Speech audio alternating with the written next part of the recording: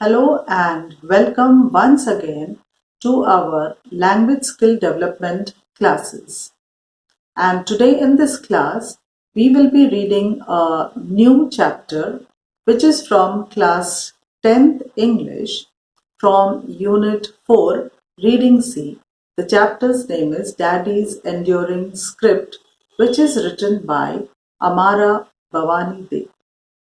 तो बच्चों आज हम पढ़ेंगे यूनिट 4 का रीडिंग सी का चैप्टर डैडीज एंड्योरिंग स्क्रिप्ट, जिसको लिखा है अमारा भवानी देव ने। तो लेसन स्टार्ट करने से पहले हम जान ले अमारा भवानी देव के विषय में।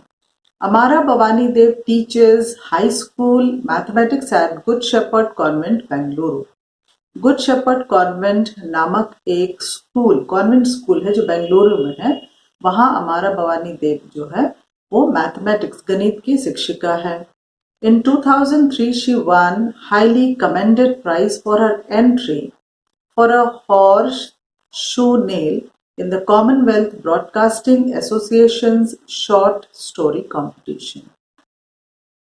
कॉमनवेल्थ ब्रॉडकास्टिंग एसोसिएशन के द्वारा एक शॉर्ट स्टोरी यानी लघु कथा प्रतियोगिता शॉर्ट स्टोरी कंपटीशन का आयोजन किया गया था, जिसमें 2003 में अमारा भवानी देव ने अपनी कहानी for a horse shoe nail के लिए उसे एक पुरस्कार प्रदान किया गया था।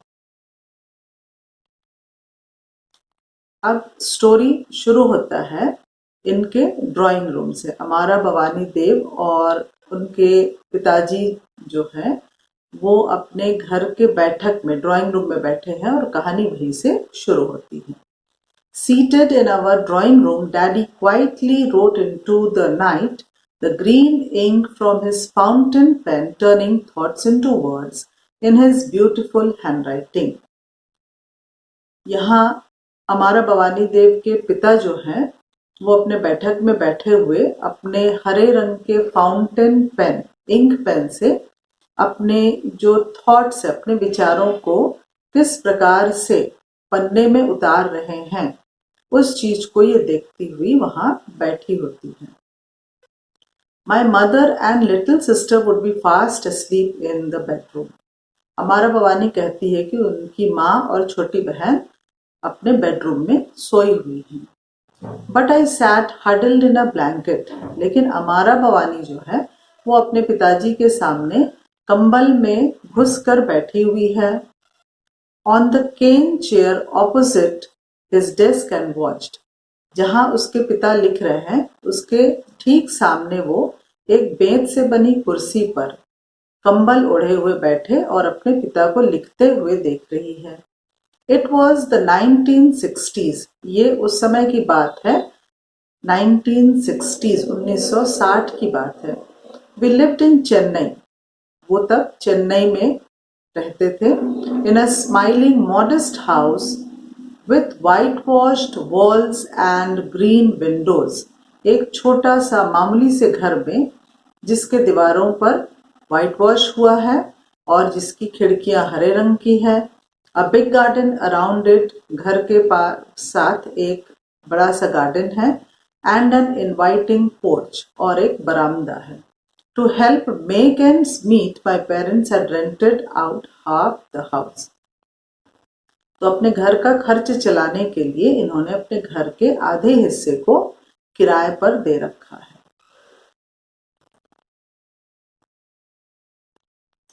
Daddy was a freelance writer contributing short stories to Tamil magazines and script for films।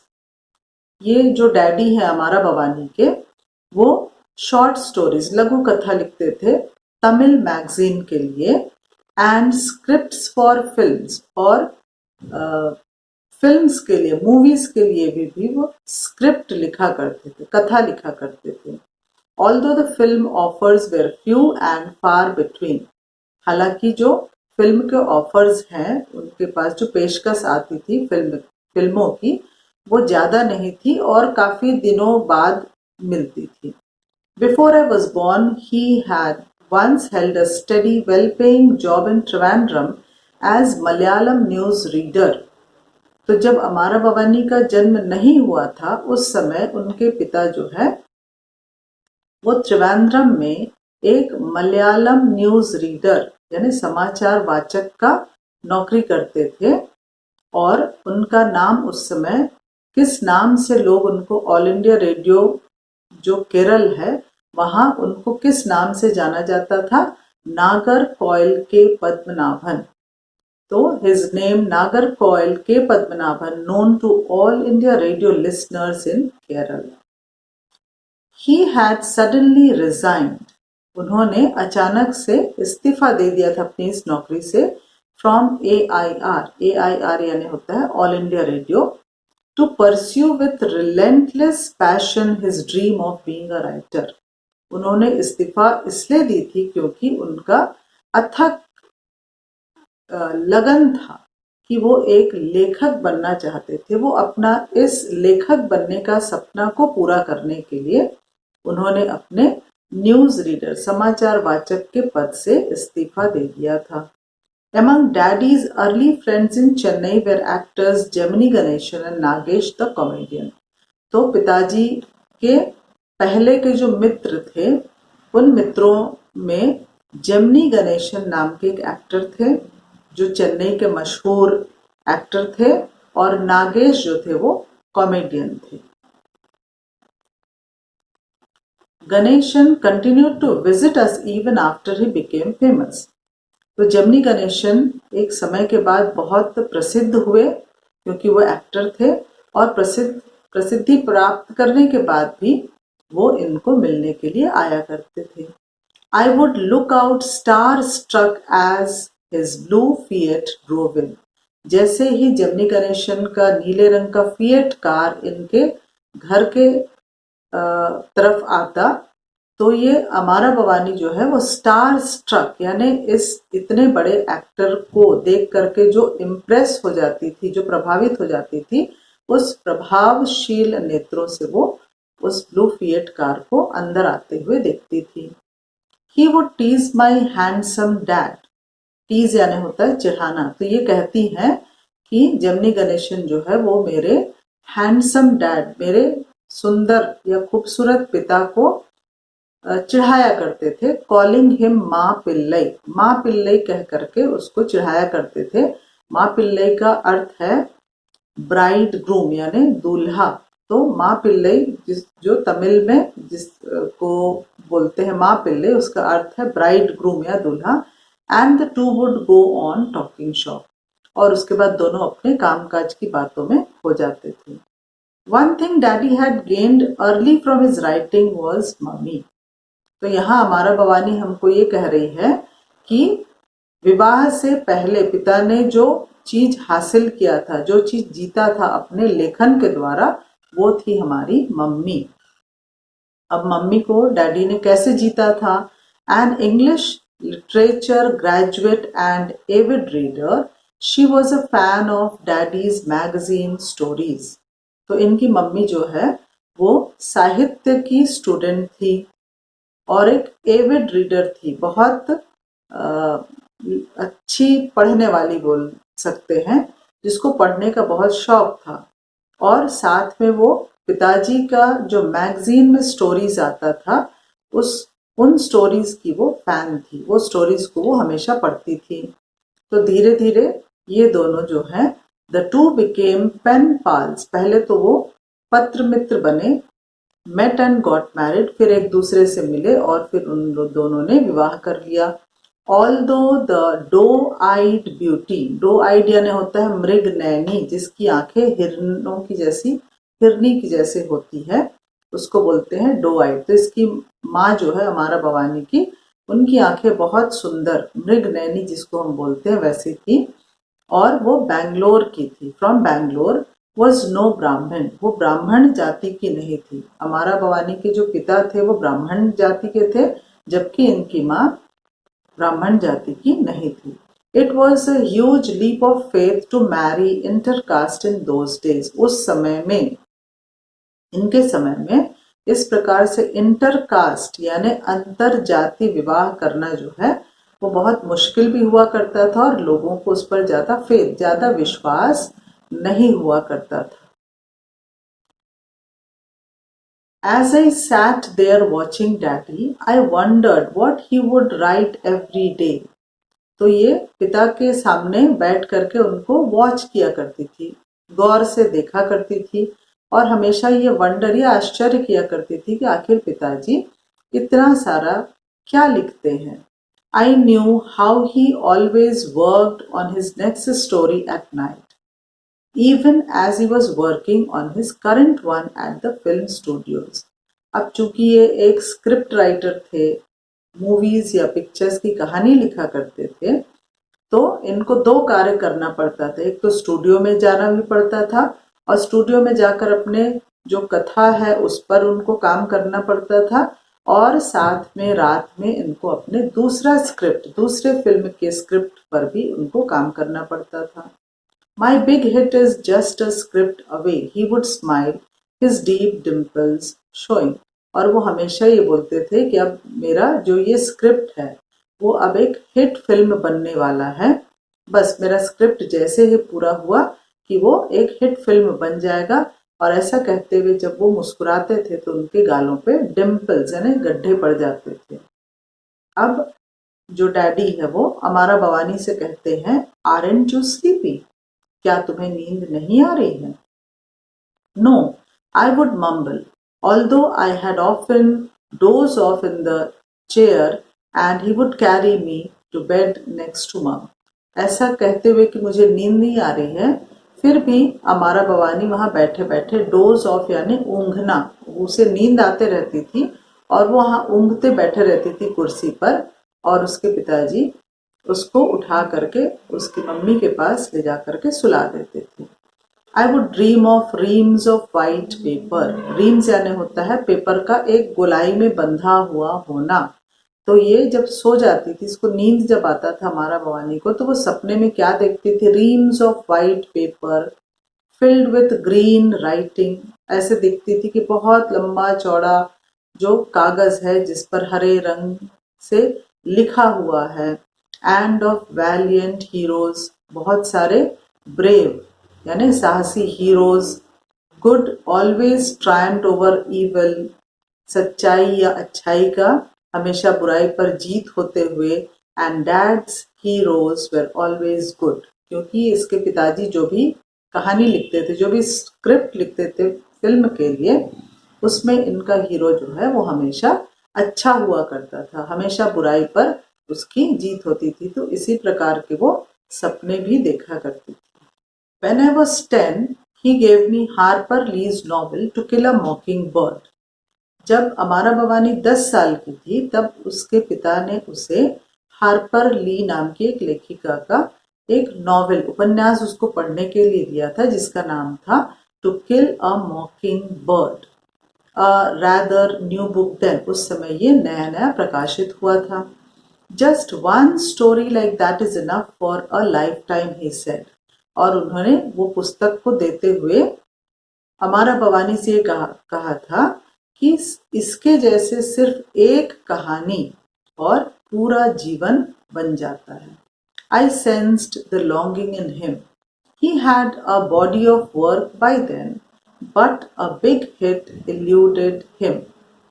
तो इनके पास बहुत काम होता था, इनके पिताजी के पास, लेकिन हमेशा वो भ्रमित रहते थे। उनको ऐसा लगता था कि अ बिग हिट इल्यूडेड हिम, कोई भी उनका जो स्क्रिप्ट है वो एक बहुत ही ब्लॉकबस्टर टाइप फिल्म जब बन जाता था तो वो काफी भ्रमित हो जाते थे। The novel made a great impact on me. जो हार्पर ली का नॉवेल अमारा भवानी को दिया गया था उसका बहुत अच्छा प्रभाव उस पर पड़ा। And how right daddy was. उस नॉवेल को, उस उपन्यास को पढ़ने के बाद उसे समझ में आया कि सही में पिताजी ने कितना सही कहा था कि सिर्फ एक कहानी से लोग जीवन भर के लिए प्रसिद्ध हो जाते हैं। Harper Lee never wrote another novel. Harper Lee ने इसके बाद कभी कोई उपन्यास नहीं लिखी। Yet became a legend with her only book. लेकिन इस एक पुस्तक टू किल अ मॉकिंग बर्ड नामक उपन्यास से ही वो हमेशा के लिए प्रसिद्धि प्राप्त कर लेती है, वो एक लीजेंड बन जाती है, प्रसिद्ध लेखिका बन जाती है। Summer nights, Daddy would regale us with tales about the film shoots. अब गर्मियों का जब सीजन आता था तब रात में हमारा भवानी के पिता जो है अपने जो फिल्म के स्टोरीज होते हैं या फिल्म शूट्स में जो कुछ भी घटना हुआ होता था उनको बता करके, रिगेल करना यानी आपस में बातचीत करके हंसना हंसाना, तो ऐसा वो अपने फिल्म शूट के बारे में बातें करके इन लोगों को खुश किया करते थे, हंसाया करते थे। He was a good mimic. Mimic यानी होता है किसी का आवाज या किसी का एक्टिंग को हूबहू कर लेना, मिमिक। तो ये जो अमारा भवानी के डैडी थे वो एक अच्छे मिमिक थे। With his radio stars voice and was an excellent actor himself, क्योंकि वो इसके पहले भी रेडियो में काम किया करते थे तो उनको आवाज परिवर्तन करके भी बोलने के लिए आता था, और साथ में ये एक एक्सीलेंट एक्टर भी थे। लोगों का एक्टिंग करना, लोगों का नकल करना में बहुत माहिर थे। And I would sigh what a wonderful thing it is to be a writer. और हमेशा हमारा भवानी जो है वो एक अच्छे उससे सोचा करती थी कि एक अच्छा लेखक होना या एक लेखक होना कितना वंडरफुल थिंग है, कितनी अच्छी बात है, कितनी खुशी की बात है। On Sundays and holidays I would go up to the attic where I hid my journal and write endless stories of my home. तो संडेज एंड हॉलीडेज, रविवार या छुट्टियों के दिन में ये अपने एटिक, एटिक यानी होता है अटारी, जो घर के ऊपर बनाया जाता है, तो उस अटारी में ये अपना जर्नल को छुपा करके रखती थी और उसमें वो अपने बहुत सारी कहानियां लिखा करती थी। When Daddy wrote scripts for Telugu producers, they would be in English. जब डैडी जो है वो तेलुगु प्रोड्यूसर्स के लिए जब स्टोरी लिखा करते थे या स्क्रिप्ट लिखा करते थे तो वो इंग्लिश में लिखा करते थे। Sometimes he would ask me for a particular English word, which I would supply. कभी कभी उनको अगर कोई इंग्लिश का वर्ड याद नहीं आता था तो अमारा से पूछते थे, और उस वक्त अमारा उनको बताने के बाद बहुत गर्व महसूस करती थी। My heart would swell with pride that I was a part of his writing. वो ये सोचकर गर्व से फूली नहीं समाती थी कि मैं भी अपने पिताजी का जो ये लेखन कार्य है उसका एक हिस्सा हूँ। My sister Anuradha and I studied at Chennai's Holy Angels Convent, a most exclusive school which my father could ill afford. तो ये इसकी बहन जो है, अमारा की बहन जिसका नाम अनुराधा है, तो अमारा और अनुराधा दोनों चेन्नई के होली एंजल्स कॉन्वेंट स्कूल में पढ़ते थे, जो कि एक बहुत ही महंगा और अच्छा स्कूल था, जिसको उसके पिता के बस की बात नहीं थी क्योंकि उनके पास उतना पैसा नहीं था। Still he wanted us to study and speak English well. फिर भी वो चाहते थे कि उनकी दोनों बेटियां इंग्लिश में पढ़े और उनको अच्छे से इंग्लिश बोलना भी आए। N entitlement he would say, वो कहते थे कि ये दोनों उसके लायक हैं, यानी इंग्लिश स्कूल में पढ़ने और इंग्लिश बोलने के लायक ये दोनों बच्चे हैं, इसलिए उनको वहां पढ़ना चाहिए। Then one day I heard my parents whisper excitedly of a lucrative offer that had come to Daddy for a Telugu film. एक दिन अमारा ने अपने पेरेंट्स को आपस में धीरे धीरे बात करते सुना, जिसमें वो बात कर रहे थे कि उनके पास एक ल्यूक्रेटिव ऑफर आया है, यानी ल्यूक्रेटिव यानी जिससे बहुत सारा पैसा उनको मिलेगा, ऐसा उनके पास कोई पेशकश आया है, जो एक तेलुगु फिल्म का स्क्रिप्ट उनको लिखना था। At last we would be rich. अब ये हमारा सोचने लगी, अब आखिर में जब हमारे पास बहुत पैसा आ जाएगा तो हम भी धनवान हो जाएंगे। And mom had promised me a red frock, some stationery and a new doll. और उसकी माँ ने उसको वचन दिया था कि उसको एक रेड कलर का फ्रॉक दिलाएगी, कुछ स्टेशनरी यानी लेखन सामग्री दिलाएगी और एक नई गुड़िया न्यू डॉल उसको दिलाएगी। There was an air of suppressed excitement in the house। मतलब खुशी जो है वो suppressed, जिसको खुले मन से लोग व्यक्त नहीं कर रहे थे क्योंकि अभी तक के वो समय नहीं आया था, इसलिए सभी के मन में एक बहुत ज्यादा खुशी और वो खुशी का माहौल पूरे घर में था। Of dreams that were finally coming true. ऐसे सपने जो आखिर में अब सच होने वाले हैं, इस बात की खुशी का जो माहौल था वो पूरे घर में था। I had a school picnic to go on early one morning. एक दिन हमारा को सुबह अपने स्कूल की तरफ से पिकनिक जाना था। The evening before daddy had come home tired from work but took me out two by snacks and sweets for the picnic. तो जिस दिन पिकनिक जाना था उसके एक दिन पहले शाम को उसके डैडी अपने काम से घर आते हैं, काफी थके हुए होते हैं, फिर भी पिकनिक के लिए जो थोड़े बहुत स्नैक्स और मिठाइयाँ इसको खरीदनी होती है उसके लिए वो उसको लेकर के जाते हैं। My basket was crammed with goodies. Goodies यानी जो भी चीज उसको खरीदना था, खाने पीने की चीजें हैं या गिफ्ट जो भी था, वो उन चीजों से उसका जो बास्केट छोटा सा था वो भरा हुआ था। I was bursting with Joy, और वो खुशी से पागल हुई जा रही थी। Daddy set the alarm for 5 in the morning, ironed my clothes for the next day and went to bed। तो पिताजी ने अमारा के कपड़े को प्रेस किया और 5 बजे सुबह का अलार्म लगाया घड़ी में और फिर सोने के लिए चले गए। The next morning the alarm clock went of. अगले दिन सुबह 5 बजे का अलार्म तो बजा। I got up but daddy did not. अमारा कहती है कि आई गॉट अप, मैं तो उठ गई लेकिन पिताजी नहीं उठे। He passed away in his sleep. सोते में ही उनका देहांत हो गया। A coronary thrombosis, the doctor explained. Doctor ने बताया कि उनको कोरोनरी थ्रोम्बोसिस यानी एक प्रकार का हार्ट अटैक जिसको हम बोलते हैं हृदयघात, ये हुआ। I was 13, my sister Anuradha 8, Daddy was just 41।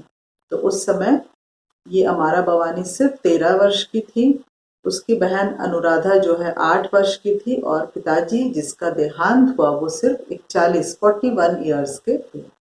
Along with his body, our dreams too went up in flames। अब ये अमारा भवानी यहाँ कहती है कि पिताजी के शरीर के साथ हमारे सपने भी फ्लेम्स में यानी अग्नि में जल गए, अग्नि के लपटों में जल गए। But Nindu Hrudayalu, the Telugu movie he had scripted with superstar N T. Ramarao in the lead had celebrated its 100th day। लेकिन निंदु हृदयालु ये एक तेलुगु मूवी का नाम है जिसमें एन.टी. रामाराव उस फिल्म के नायक हैं। इस फिल्म का स्क्रिप्ट जो है, कथा जो है, उसको डैडी ने लिखा था और ये फिल्म जो है अब एक ब्लॉकबस्टर फिल्म की तरह अपने 100वें दिन पूरे कर लिए। The producer sent some additional money to my mother for the Hindi distribution rights of the film। तो जो इसके प्रोड्यूसर है इस फिल्म के, उन्होंने कुछ अतिरिक्त पैसे घर में माँ को भेजे। The movie was a blockbuster. ये मूवी जो है निंदु हृदयालु जो नाम का तेलुगु फिल्म बना था जिसमें एन.टी. रामाराव मुख्य नायक के रूप में थे, ये मूवी एक ब्लॉकबस्टर मतलब बहुत ज्यादा प्रसिद्धि इसको मिली। And the first in its genre, ये अपने तरीके का या अपना जो इसका थीम था, इस पिक्चर का या इस मूवी का जो थीम था, ये अपने आप में पहला था। Daddies script became a recurring Bollywood theme. अब इस थीम पर जो ये स्टोरी था, उसी स्टोरी पर बहुत सारे लोगों ने और मूवीज बनाए, तो ये एक रेकरिंग यानी बार बार दोहराए जाने वाला थीम बन गया बॉलीवुड का। Three brothers separated in childhood, reunited as adults, avenging their parents' misfortunes. तो कहानी का जो थीम था उसमें क्या था कि तीन भाई जो है वो बचपन में एक दूसरे से बिछड़ जाते हैं, बड़े होने के बाद वो फिर एक दूसरे से मिल जाते हैं और किस प्रकार उन्होंने अपने पेरेंट्स के साथ हुए अन्याय का उन्होंने बदला लिया, ये जो है स्टोरी का थीम है। तो इसी थीम पर और बहुत सारे लोगों ने फिल्म बनाए।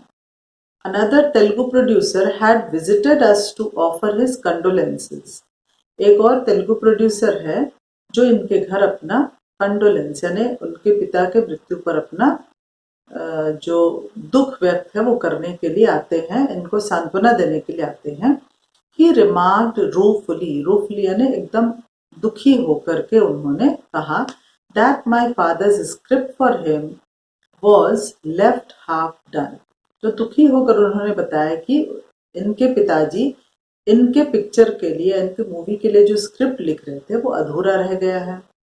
I know the story I told him. तो अमारा भवानी ने इस प्रोड्यूसर से कहा मुझे वो स्टोरी मालूम है। I could finish it for you. उसने ये भी कहा कि मैं उस स्टोरी को पूरा आपके लिए लिख सकती हूँ। He looked at me with kind eyes, are you sure? तो उन्होंने, ये प्रोड्यूसर ने अमारा को बहुत दया दृष्टि से देखकर कहा कि क्या तुम सही में लिख सकती हो? आई नॉडेड। तो मैंने हाँ में जवाब दिया। Daddy discuss the treatment with me. तो पिताजी ने इस कहानी की चर्चा मुझसे की थी। He smiled at my use of jargon. jargon यानी होता है शब्द जाल, मतलब किस प्रकार से शब्दों के साथ हम अच्छा से अच्छा वाक्य बना करके पेश कर सकते हैं, उसको बोलते हैं जार्गन, शब्द जाल। तो उन्होंने इसके शब्द जाल पर मुस्कुराया। I completed the script for him. फिर ये अधूरा स्क्रिप्ट को अमारा भवानी ने पूरा किया। My mother who had been a teacher before her marriage went back to support the family. तो विवाह से पहले इनकी माँ एक टीचर थी और अब पिता के मृत्यु के बाद उन्होंने फिर से अपने परिवार को सहारा देने के लिए अपना काम शुरू कर दिया। We left our beloved home and city, moving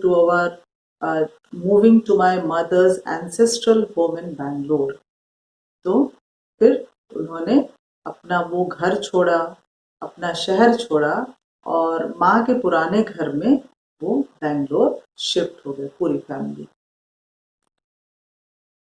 Then as the years rolled by, life meandered in different directions for Anuradha and me. और आगे जिस प्रकार से साल गुजरता गया इनका जीवन इधर उधर भटकने की स्थिति में था, कभी यहाँ कभी वहाँ, इस प्रकार से अलग अलग दिशाओं में अनुराधा और अमारा दोनों का जीवन इधर उधर भटकता रहा। But our love for language and the written word stood us in good stead. लेकिन भाषा के प्रति इनका जो प्रेम था, लेखन के प्रति इनका जो प्रेम था, वो हमेशा इनके अंदर बसा हुआ। Studies completed, Anuradha became a marketing professional, while I became a mathematics teacher. तो इनकी पढ़ाई पूरी हुई, पढ़ाई पूरी होने के बाद अनुराधा जो है वो एक मार्केटिंग प्रोफेशनल बन जाती है और हमारा जो है वो एक गणित की शिक्षिका बन जाती है। We soon had our own families and children to raise. उसके बाद दोनों का विवाह हुआ, बच्चे हुए और अब ये अपने परिवार में हो गई। Even so, Daddy's unfinished dreams lingered on. ये सब होने के बाद भी जो इनके पिताजी का अनफिनिश्ड, जो अपूर्ण, जो उनके स्वप्न थे, जो सपने थे, वो इनके दिमाग में अभी भी घूम रहे थे। Both Anuradha and I contributed to write. इसलिए दोनों बहनें अब अपना लेखन कार्य भी शुरू कर दिए। I brought out a collection of my poems while my sister published her anthology of short stories and a novel. तो अमारा भवानी ने पोयम का संकलन यानी कविताओं का संकलन कर एक पुस्तक निकाली और उसकी बहन अनुराधा ने एक शॉर्ट स्टोरी यानी लघु कथाओं का एक संकलन निकाला और उसके साथ उन्होंने एक उपन्यास भी लिखा।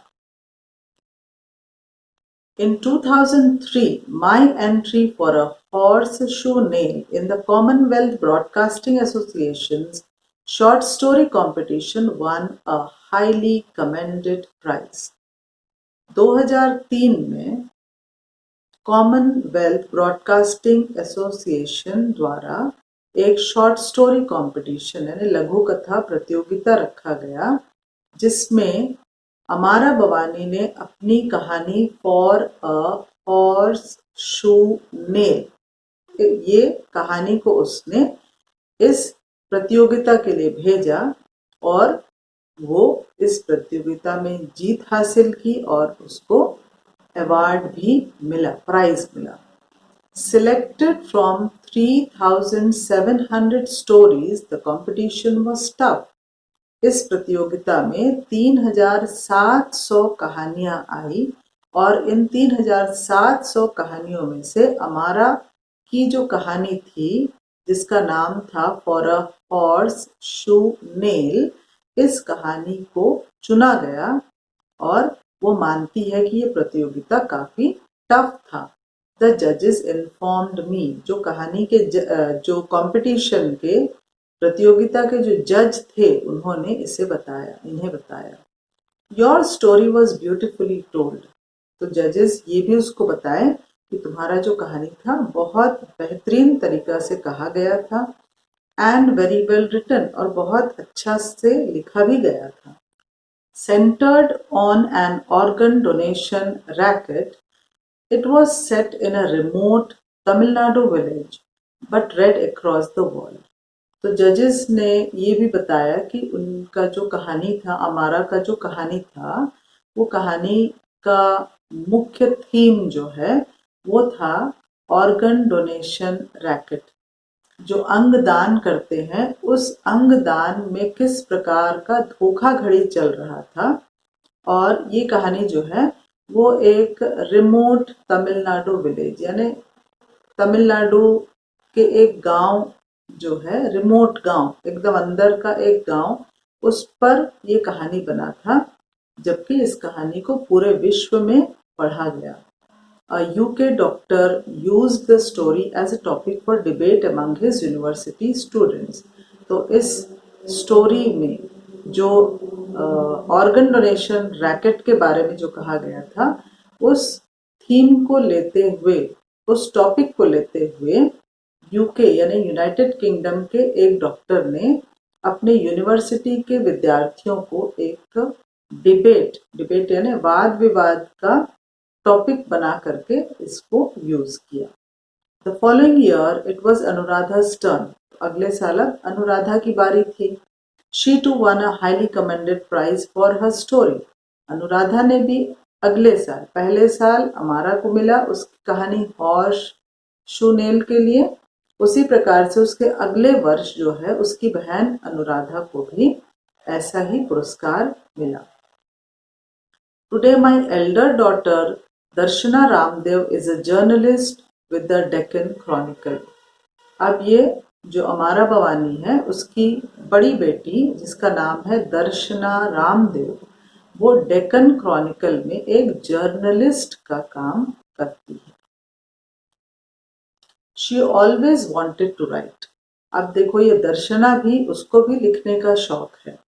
My younger one, उसकी छोटी बेटी जिसका नाम है दीक्षा, studying computer science, is also an ardent writer and has an active cricket blog, The Tea Towel Explanation.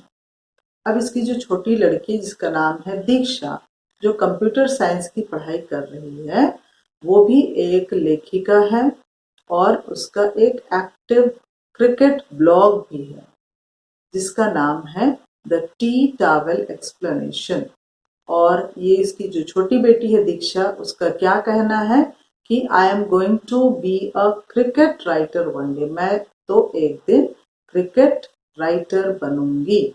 She says as if it were a warning, let me finish my engineering, मुझे अपना engineering complete करने तो जैसे ही खत्म होगा मैं एक cricket writer बनूंगी। Daddy passed away in 1970। अब अमारा भवानी जो है वापस अपने कहानी पे आती है और बताती है कि 1970 में 1970 में उनके पिताजी की मृत्यु हुई। 2 generations अगो, 2 पीढ़ियां पहले, क्योंकि अमारा भवानी के भी बच्चे हो गए हैं, तो उसके बच्चे एक पीढ़ी, अमारा भवानी और उसकी बहन एक पीढ़ी और उसके पिताजी एक पीढ़ी। तो इस प्रकार से 2 पीढ़ी पहले, I would say. But his single-minded devotion to writing still glows like a beacon among his children and grandchildren. लेकिन 2 पीढ़ी पहले, 2 जनरेशन पहले मृत्यु होने के बाद भी जो उनके डैडी का एक सिंगल माइंडेड डिवोशन था राइटिंग के प्रति, लेखन के प्रति उनका जो समर्पण था, वो समर्पण आज भी बीकन यानी मशाल की तरह उनके बच्चों और ग्रैंड चिल्ड्रन यानी पोते पर पोते या पोती पर पोतियों में भी आज एक मशाल की तरह जीवित है। Anybody can die. Yet, as I finish one more piece, this story you have read, I know something for sure about Dad. His writing never stopped. तो अमारा भवानी आखिर में ये कहती है, एनीबडी कैन डाई, कोई भी मर सकता है, किसी की भी मृत्यु हो सकती है, लेकिन फिर भी जैसे ही मैं अपना ये कहानी समाप्त करती हूँ जिसको अभी आपने पढ़ा, मुझे एक चीज तो ये समझ में आ गया कि अपने पिता के बारे में कि उनका जो राइटिंग है, उनका जो लेखन कार्य है, वो कभी बंद नहीं हुआ। कहने का मतलब ये है कि पहले डैडी लिखा करते थे, डैडी के बाद उनकी दोनों बेटियां अमारा और अनुराधा दोनों लिखना शुरू की, वो लेखिका बनी, और उसके बाद उनके जो 2 बच्चे हैं उनमें भी लेखन कार्य के प्रति इतना चाव और इतना लगाव था कि वो भी लेखन कार्य में लग गए। तो इस प्रकार से कहानी के अंत में अमारा भवानी ये कह रही है कि इस कहानी के अंत में मैं सिर्फ इतना ही कहना चाहूंगी कि मेरे पिताजी 2 पीढ़ी पहले उनकी मृत्यु हो गई, उनका देहांत हो गया, लेकिन उनका जो लेखन कार्य है वो आज तक रुका नहीं है। तो इस प्रकार से ये कहानी जो है यही समाप्त होता है, और इस कहानी को अच्छे से समझने के लिए आपको लेसन को दोबारा फिर से पढ़ना पड़ेगा और अच्छे से समझना पड़ेगा। Thank you.